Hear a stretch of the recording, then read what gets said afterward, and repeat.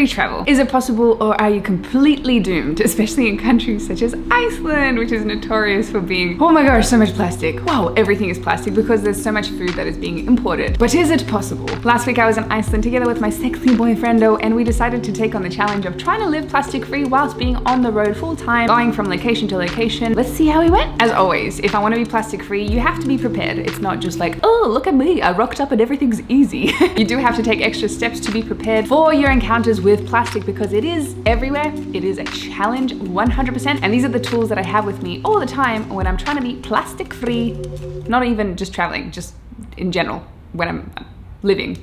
This is what I carry with me. Water bottle. All water in Iceland is actually completely, perfectly okay to drink no matter what tap you fill up from in Iceland. It is all untreated, no chlorine, no anything. It's pure, straight from the glacier, filtered through lava rock over decades. It's freaking delicious. So whenever you're in Iceland, please make sure you taste the water. So that means just bring a reusable water bottle and fill up from there. Alternatively, if you're traveling to a country that doesn't have great tap water, but you want to avoid buying plastic water bottles, you can just use the Grail, my favoritist in the whole wide world. It's got the best filter in the entire world, and it can filter out the most horrific things. So this means you can still fill up from the tap, filter it through, and then you're good to go. Oh yeah. Oh yeah. Ooh. That was like right in my face. Food containers. So not only is this great to replace any potential encounters with plastic wrapped food when you're on the road. Cook myself some sweet potatoes. Got myself some delicious tomato salad. Got myself some cooked eggs. Then you got yourself some snacks like oranges and pears and capsicum, or red peppers as you guys say, and rock melon, and you're good to go. You got supplies for a lifetime with this plastic-free thing. But you also save a hell of a lot of money this way because Iceland is notoriously expensive when you're eating out, and this way you don't have to eat out. Amazing. Reusable cutlery, of course. Reusable cutlery, of course. A bag to put your groceries into. Bring your reusable coffee cup for coffee on the road, and thermos if you like as well. Plastic-free shopping guide with Sorelle. Lots of fruit unpackaged, lots of vegetables unpackaged. For example, this pasta as well. This packet, it has the least amount of plastic. So if you want to have some pasta, delicious, just look for the one that isn't wrapped in plastic. Easy peasy Captain Breezy. Same thing with rice. This package, unfortunately, still has a tiny little bit of plastic so you can see the rice as if you've never seen rice before.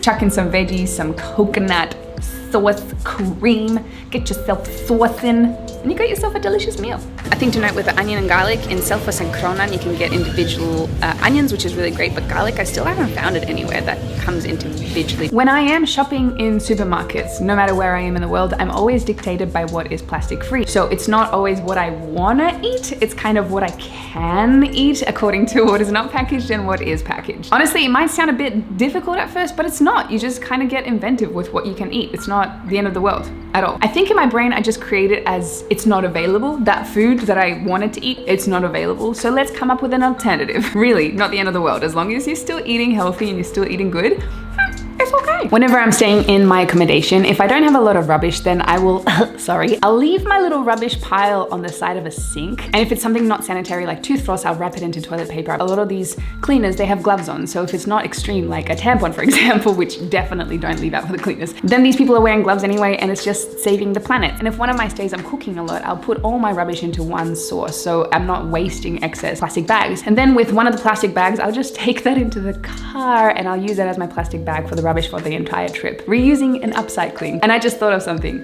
The next trips I'm gonna bring my own biodegradable bags, so wherever I'm staying in accommodation, I can just use that instead, which is freaking genius. I'm always learning. I just figured this out.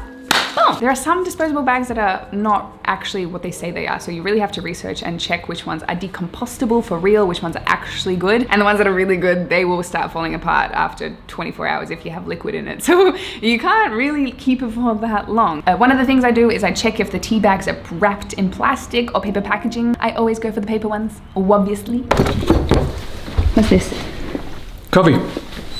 Not in plastic. Why is it not in a pod? Is that even possible? I don't know, because humans kind of figured out this paper thing about 3,000 years ago or so, and we're bringing it back, it seems. So pods in paper. Wow, who would have thought? My hiccups. So about twice a week, I allow myself to eat something that is plastic packaged because I try not to go crazy as well, because I am very strict on myself when it comes to plastic use. In this case, I really wanted this dip that I haven't had for about 2 years. And the unfortunate sinner, sorry plastic, but with some dippity dip of some cauliflower. The trip is now complete. It has come to an end, and here are the plastic items that we have ended up with after 7 days on the road. Not perfect, pretty damn close. Oh, and 2 plastic bags that we used in hotels as well.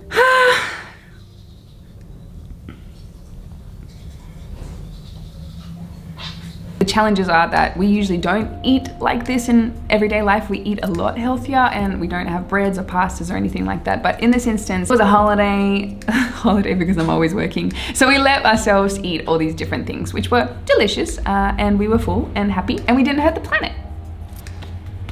Just be prepared when you're going traveling is ultimately the aim, and just be dictated by what is available to you, and don't feel like you're missing out, because you're really not. Here is my Instagram and Twitter if you would like to see more. And until next time, guys.